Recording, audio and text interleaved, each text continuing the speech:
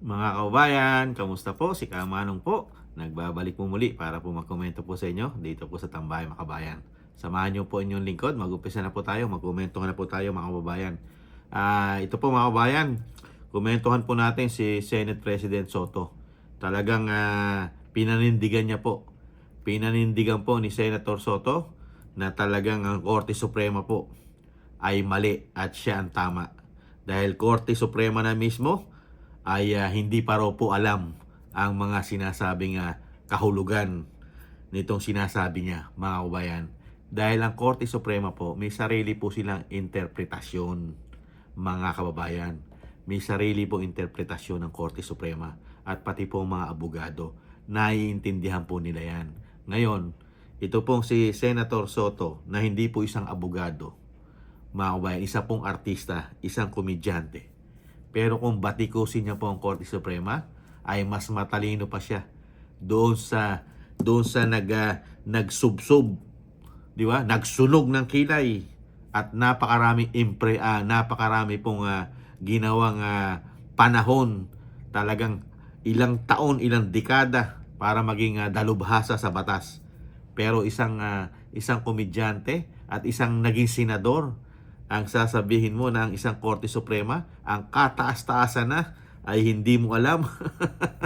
Hindi mo alam ang interpretasyon, ibang klase. Ito po ang sinasabi niya mga kabayan. Umpisahan po natin. Ibang klase ito si Tito Soto. Umpisahan po natin sinasabi niya. At isunod po natin yung dalawa po ito. Galit na galit.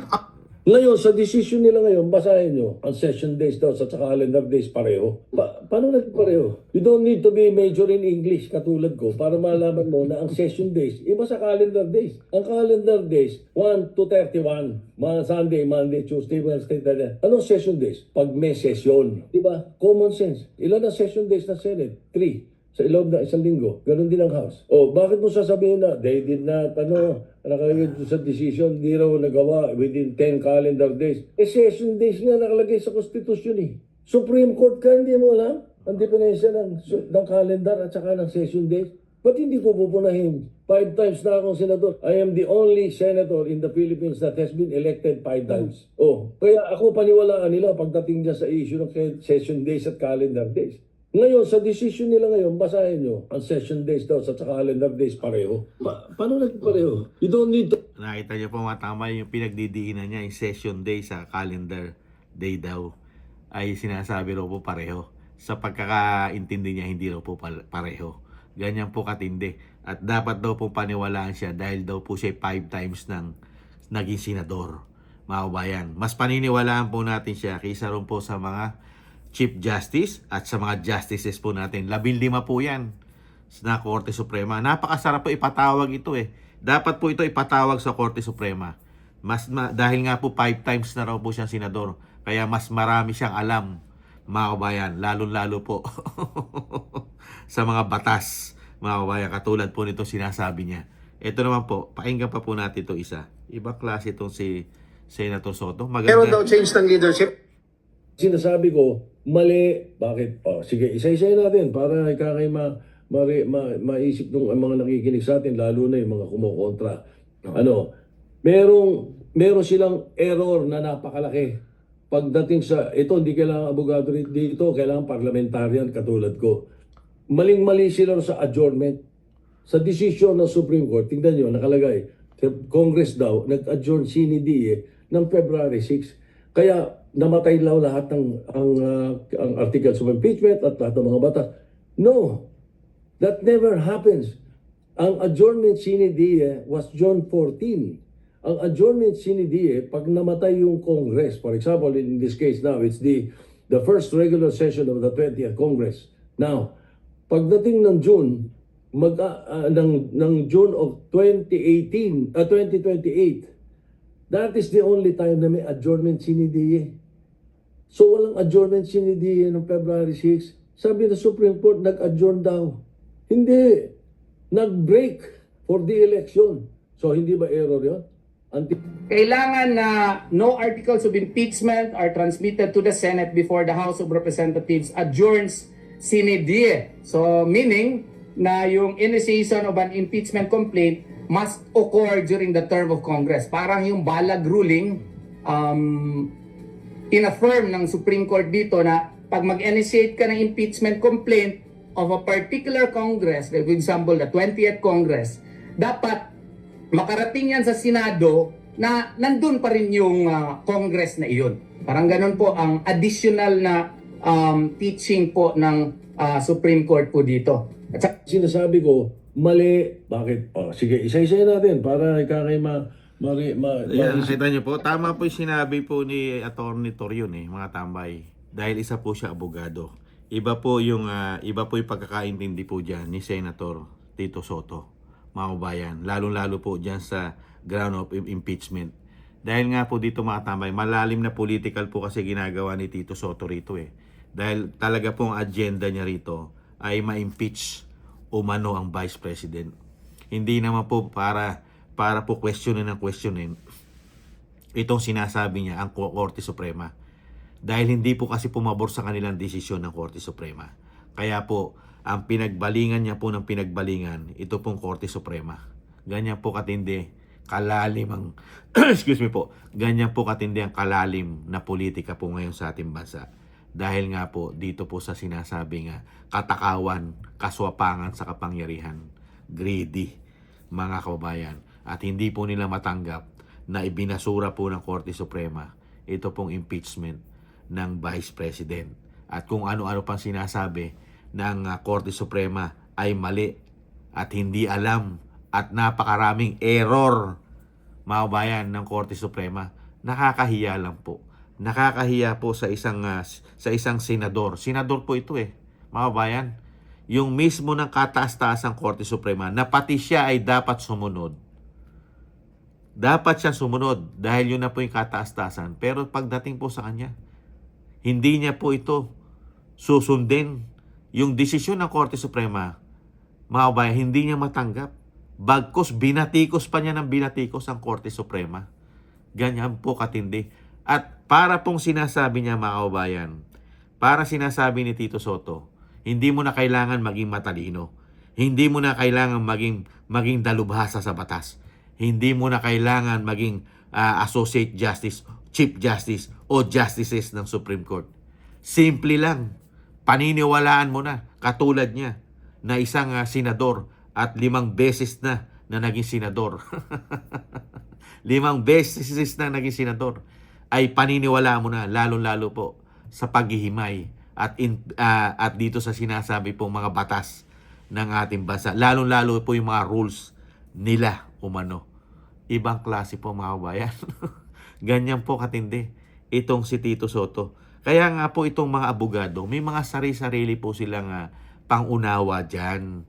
Kaya nga sinasabi ni Atty. Torion, iba lalo-lalo po sa mga sinasabi po ng Korte, yung rules of impeachment.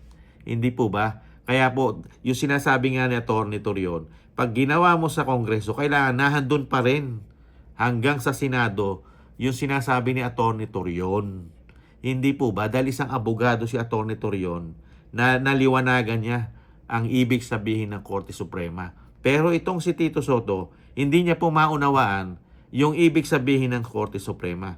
Unang-una, mga kabayan, kung talaga nag-iisip si Tito Soto, yung ground of impeachment ng Vice President ay confidential fund. At kung marunong po umintindi si Tito Soto, at marunong po siyang sumunod, lalong-lalo po, meron pong COA. Yung COA po ang may saklaw sa lahat po ng pera at pondo ng bawat ahensya, kasama po siya na politiko. COA po ang nag-o-audit. Paano po uusad ang isang impeachment ng Vice President kung wala naman pong anomalya sa COA? Maayos po ang kanyang COA at audit report. Nakita niyo po 'yon? At isa pa, yung i-impeach mo ang Vice President, i-impeach mo sa confidential fund. Confidential fund. Confidential fund. Confidential fund. Pangalan pa lang, title pa lang, confidential na. At ang pinakamasakit kay Tito Soto, pare-parehas po sila halos may confidential fund. Lalo-lalo po ang Pangulo ng Pilipinas na hindi bababa sa 4.5 billion pesos. Pero sinisingle out mo lang ang Vice President para ma-impeach na wala naman pong problema at wala namang anomalya mismo sa COA, sa Commission of Audit, pero gusto mong ma-impeach. Samantalang yung napakalaking billion, 4.5 billion hindi bababa, wala kayong sinisilip. Wala kayong sinisilip. Samantalang yung 125 million, gigil na gigil kayong ma-impeach. Samantalang COA na mismo. At yung sinasabi nga ni Atty. Guanzon, na isa po siyang abogado at isa po siyang naging dating chairman po o sinasabing commissioner ng sa COA, naging commissioner po siya sa COA. Ano po sabi niya? Hindi po problema ng isang BP Sara. Kung meron man po nakita at nasilip ang COA na sinasabing hindi tama ang paggastos, isasauli mo lang. Isasauli mo lang ito kung meron man. Pero wala eh. Pero pagdating po rito kay Senator Soto, kailangan ma-impeach. Wala pa nga napapatunayan. Dahil mismo kailangan ang magpatotoo ay COA. Hindi po ang mga senador, hindi ang mga congressman. At ang nakakahiya, mga kabayan, lahat sila may confidential fund. May confidential fund ang mga senador, ang mga congressman, ang pangulo, ang mga ahensya ng gobyerno. Mas malaki pa doon sa confidential na nahawakan ng Vice President. Ganyan po ginagawang tanga at bobo ang mga Pilipino ng mga politikong trapo at basura at mga buhaya umano sa ating bansa. At ginagawa pang bobo ang Korte Suprema natin. Ganyan po katindi. Nung pumasok po ang Binagoong Pilipinas, mismo kasi ang Pangulo ay hindi po nakatapos ng pag-aaral. Wala pong degree ang Pangulo. At ganun din po si Tito Soto, hindi po abogado. Pero sila pa po yung napakahuhusay sa batas. Nakita nyo po sa Senado, nagagamit na po ang bendalo, umano. At meron din po tayong mga sangay ng ahensya na ganun din po ang paniniwala. Katulad po ng Ombudsman. Sinasang-ayunan po nilang desisyon at ito pong sinasabi ni Tito Soto na napakaraming error at mali ng Korte Suprema. Lalong-lalo po sa ginawang pagbasura ng impeachment ng Vice President. Ganyan na po katatalino ngayon ang mga tao na ito dahil po sa kasakiman, sa kapangyarihan, mga kababayan, umano. Kasi nga po, hindi po kasi nila kayang talunin ang isang Sara Duterte sa malinis na halalan. Kaya kailangan po nilang pabagsakin ito, umano. Dahil never nilang matalo sa malinis na halalan ang Vice President. At siyempre po, malalim na dahilan po kasi ang nangyayari po ngayon sa politika sa ating bansa. Kaya po ginagawa na nilang lahat ang makakaya nila at pati po yata ang isang Senate President na hindi abogado at sinasabing graduate daw po sa Wambol University, umano, ay ginagawa na po nila ng paraan dahil ang tanging paraan pong magagawa nila para po mapabagsak at mawala na sa politika ang isang Vice President na wala naman pong korupsyon ay ma-impeach po nila ito. Dahil pag na-impeach po nila ito, mga kabayan, ay hindi na po ito pwedeng tumakbo kahit anong posisyon sa gobyerno. Ganyan po kawawalang ya umano ang mga politiko ngayon umano sa ating bansa. Lalong-lalo po ang mga magkakaalyado yata. Ibang klase po. Dahil nga po, sila po kasi ang dapat pong usigin ng batas. Kaya ito mga tao na ito, pag dumating ang panahon at ipagkaloob po ng Panginoon, ipagkaloob ng Panginoon na maging presidente si Inday, mga kabayan, ano naman kaya ang mukhang ihaharap nila sa Korte Suprema pag sila na po ang inuusig ng batas, mga kababayan. Samantalang kasi ngayon, sila'y nasa kapangyarihan kung bastusin nila at gawing bobo at gawing tanga ang Korte Suprema, ang mga justices natin. diyan sa Korte Suprema. 15 po yan. Ginagawang bobo tanga ng isang Tito Soto. Dahil doon sa kanyang talino at pangunawa, mas matalino pa siya. Paano kaya kung itong mga politiko na ito, pagdating po ni Inday Sara na maging presidente, at sila naman po ang lalapit sa Korte Suprema, mga kabayan, ano naman kaya ang mukhang ihaharap nila riyan na ginawa po nilang tanga at bobo, mga kababayan? Ganyan na po. At ang gusto yatang ipakita ni Tito Soto sa ating mga kababayan, isa lang po, ulit-ulitin ko, mas matalino pa siya sa mga nagsunog, nagpakahirap, nagpakadalubhasa sa batas. Lalo-lalo po sa ginagawang batas nila. Ibang klase. At ipinakikita po ni Tito Soto, mga kababayan, sa sobrang talino niya, wala na pong hihigit pa sa talino niya. At pinakikita niya sa kabataan, kahit hindi ka nakatapos ng pag-aaral, kahit hindi ka abogado, kahit hindi ka justice, mga kababayan, pwede mo nang questionin ang Korte Suprema at pwede mo nang sabihin na napakarami nilang mali. Katulad po ng sinasabi niya na kalendar. Mga kababayan, ganyan po katindi. Kaya po, pagka ganito po nakaganito, parang itinatanim mo sa mga bata, mga kababayan, na po pwede mo na hindi sundin ang Korte Suprema. Dahil mismo ang Korte Suprema ay napakaraming error at napakaraming mali, mga kabayan. Ibang klase po ngayon sa ating bansa. Mas matatalino na po. Katulad po nila, nasanay po magbendalo. Hindi po ba? Ibang klase kayo, mga kababayan. Talagang 5 beses ka na nga naging senador. Kahanga-hanga ka, Tito Soto. Dahil sa tagal mo na at tumanda ka na dyan sa Senado, dahil yan po ang iyong credential. Credential po ni Tito Soto ay ang tumanda siya sa Senado. Kaya po mas mahusay po siya, mga kababayan, pagdating po sa mga bagay na yan. Dahil sa tagal niya sa Senado, mas mahusay pa siya sa Korte Suprema, mga kababayan.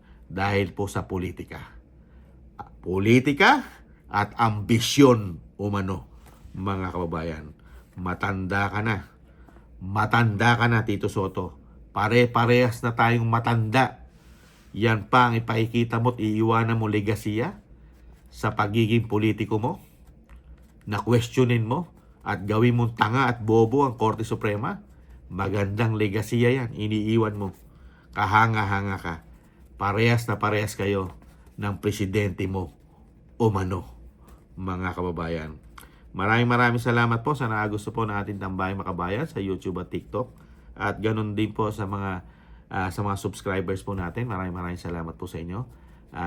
Mabuhay po kayo. Thank you rin po sa mga nagko-comment, like, share, and subscribe. Shoutout po sa inyong lahat, mga kababayan. Thank you po. At thank you rin po sa mga nagbibigay po ng tulong at biyaya. Thank you po kay Tatay Nick ng Canada, kay Eric Hershon ng Canada, kay Balance Vision TV, kay Gay at Shena, kay Annie Jo, ako si Pilam, Kingston ng Hong Kong, si Jake Yahut ng California, USA, Gina Ray ng Berlin, Germany, Julieta Silona ng Sydney, Australia, Baby Roman, Ate Isa ng Cagayan. Thank you po at shoutout po sa inyo lahat. Ingat po kayo sa inyo po mga paggawa, mga kababayan. At syempre po yung dasal po natin, mga kababayan, tuloy-tuloy lang po tayo na magkaisa po tayo ng ating buong pong sambahenan at ang pamilya Duterte, na tayong lahat po ay maingatan sa kapahamakan at maduktungan pa po ang buhay ng ating dating Pangulong Duterte at makalabas na po siya sa lalong mabilis. Maraming salamat po sa mga dasal, mga kababayan. Ingat po, tis po tayo. God bless po, mga kababayan. Paalam, bye-bye.